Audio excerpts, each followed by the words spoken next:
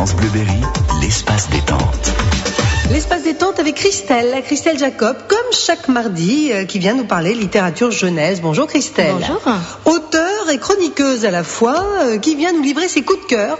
3 par semaine et beaucoup de difficultés pour trouver, pour faire le choix, pour faire le tri entre tous les livres qui sortent. Oui, c'est vrai qu'il y en a beaucoup. Ça, il y a beaucoup, voilà, il faut faire des choix. Il faut faire des choix. Alors, on commence par quoi cette semaine? Alors aujourd'hui, on va commencer par Pourquoi dit-on? Alors moi, depuis que je suis petite, j'ai toujours aimé découvrir en fait l'origine des mots ou des dictons, voilà.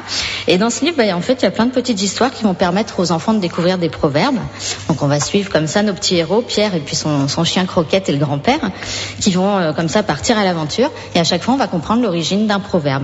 Donc, par exemple, pourquoi dit-on les murs ont des oreilles? Donc là, dans cette histoire, c'est le grand-père de Pierre qui prépare un concours de pêche. Donc ils vont dans un magasin comme ça pour acheter des mouches pour servir d'appât.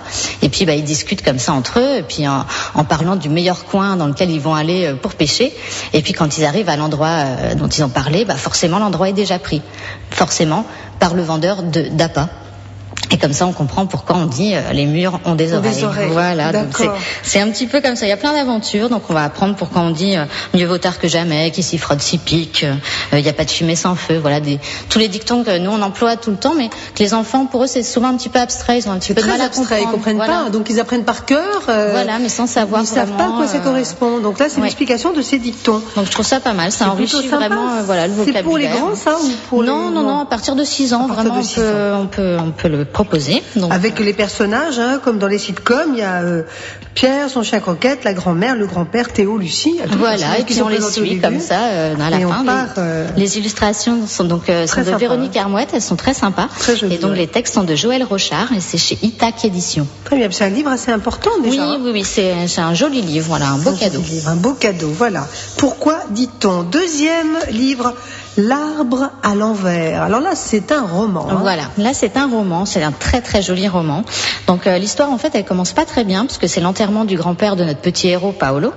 Et donc il va raconter un petit peu à sa façon les sentiments qu'on peut avoir ou ne pas avoir d'ailleurs dans ces moments-là quand on est jeune.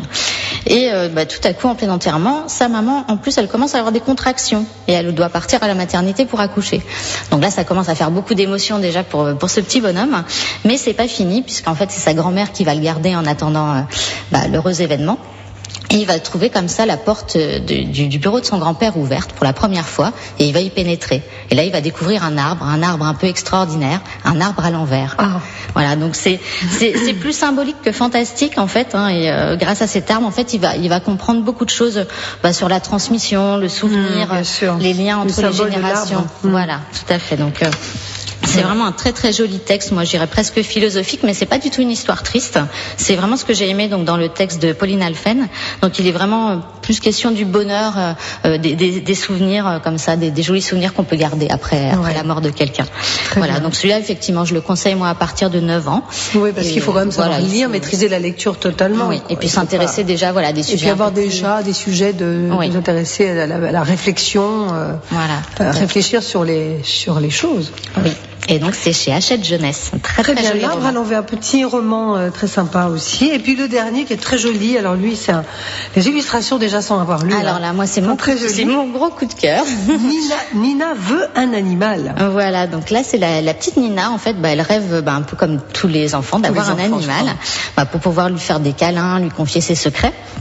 Mais les parents ne sont pas forcément d'accord. Donc elle s'est dit je vais faire comme si mon loup en peluche était un vrai animal. Donc elle lui donne les croquettes le matin, elle le sort faire ses besoins, elle le confie à la voisine quand elle s'absente. Alors la maman elle rouspète un petit peu parce que elle lui dit déjà c'est sale de traîner ton doudou partout. Et puis en plus un animal vivant c'est quand même très différent. Bien sûr. Mais la petite Nina elle s'avoue pas vaincue et du coup elle va faire la même chose avec son petit frère. Donc les croquettes, les besoins dans la rue, la voisine, vous imaginez, c'est très rigolo. Ah oui, d'accord. Voilà, Donc il faut absolument qu'il y ait un petit être qui soit son doudou. Voilà. Donc l'histoire finit très bien grâce à la voisine. Bon, je vais pas en dire plus, mais moi vraiment, je suis tombée amoureuse des illustrations de Marianne Barcillon. L'idée, les illustrations sont c'est vraiment très très chouette. Très sympa. Ça c'est pour les enfants de quel âge? Là, je dirais pour les 3-6 ans. Oui. Voilà. 3-6 ans, parce qu'on peut le raconter. On est à côté. Les images sont tellement parlantes. Voilà. C'est vrai qu'après, à 7 ans, moi, ma fille l'a lu et elle a trouvé ça super. Maintenant, elle lit toute seule. Donc Voilà, c'est bien. Et on peut le raconter ou elle peut lire effectivement toute seule. Ben voilà, 3 livres. Et donc ça, c'est aux éditions Kaléidoscope. Kaléidoscope. À chaque fois, des maisons d'édition, j'ai pas parlé des autres, c'est chez Hachette, et puis le premier, c'est Itac. Hein. Oui. Qu'est-ce qu'il y a comme maison d'édition pour les livres jeunesse, hein? Oui, c'est vrai que beaucoup. Hein. En tout cas, voilà. Christine Naumann-Villemain et les illustrations de Marianne Barcillon, elles sont connues toutes les deux. Oui, c'est vrai qu'elles ont déjà travaillé beaucoup dans l'illustration jeunesse. Et là, c'est un accord parfait entre les deux, je dirais. Voilà.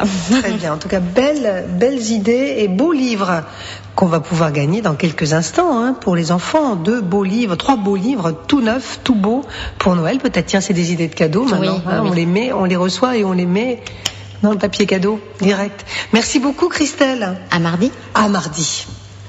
France Bleu vous rapproche.